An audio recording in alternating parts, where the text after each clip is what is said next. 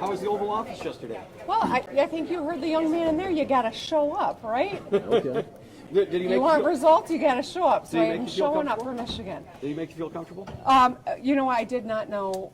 They walked me in. I thought I was going into our private meeting, and of course it was that press conference.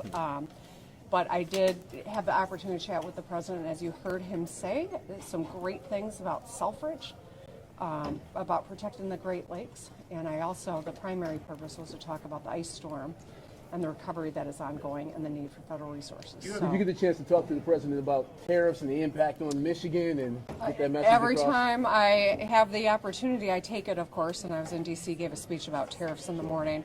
The coverage was wild. Some people said I endorse all the Trump tariffs. Some said I lambasted him, and actually I said tariffs are a blunt tool.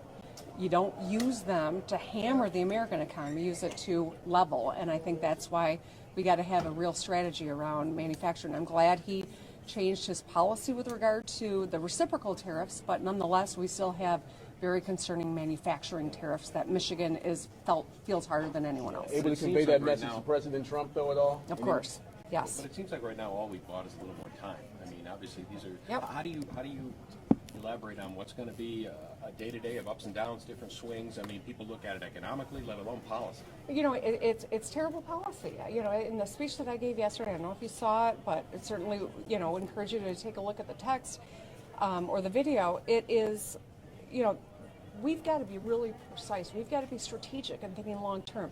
We have an opportunity to build up manufacturing in this country, and that's what President Biden was working on. That's what President Trump says he wants to do. The constant fluctuation with regard to global tariff policy creates paralysis.